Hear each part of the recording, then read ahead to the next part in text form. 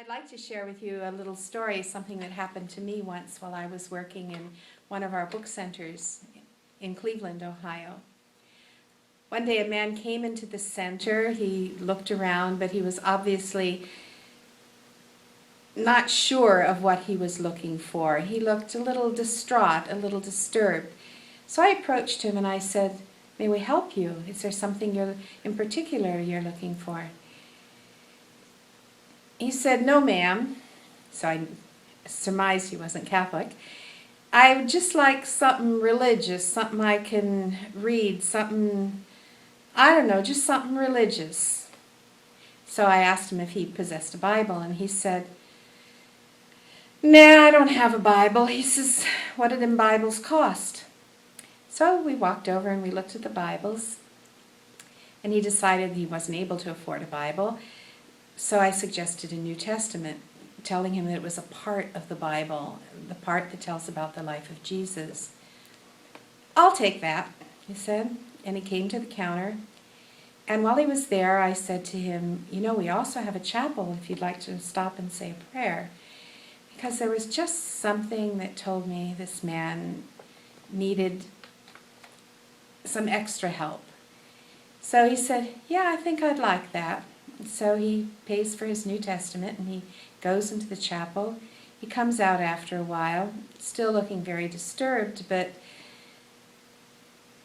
he walks over again to the counter and he throws down some change on the counter and he says, "This is the rest of what I got left." And I said, "Well, no, you'll need that." He says, "No, I won't be needing this anymore." And he walks out with his New Testament. A couple days later he comes back and he says, "Do you remember me?" And I said, "Yes, as a matter of fact, I do. You're the man who got the New Testament a couple days ago." And he said, "When I got that New Testament," he said, "I was planning to walk out here and take my life."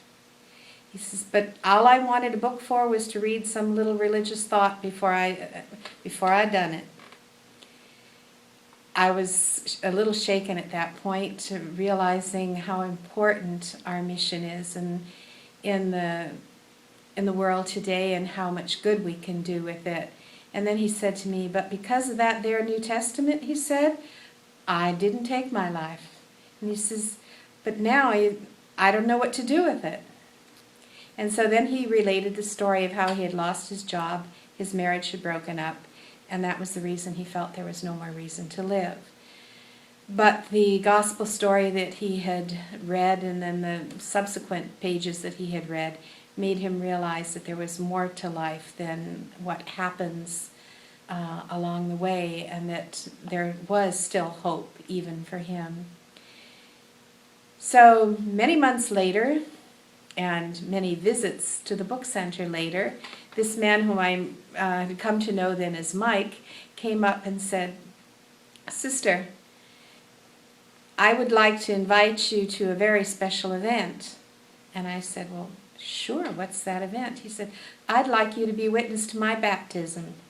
So he invited us to his baptism and became a very happy and practicing man and in the Catholic Church, and witness to the fact that hope is still there, an invitation for everyone, for all of us, and that the Word of God is the word that offers that hope.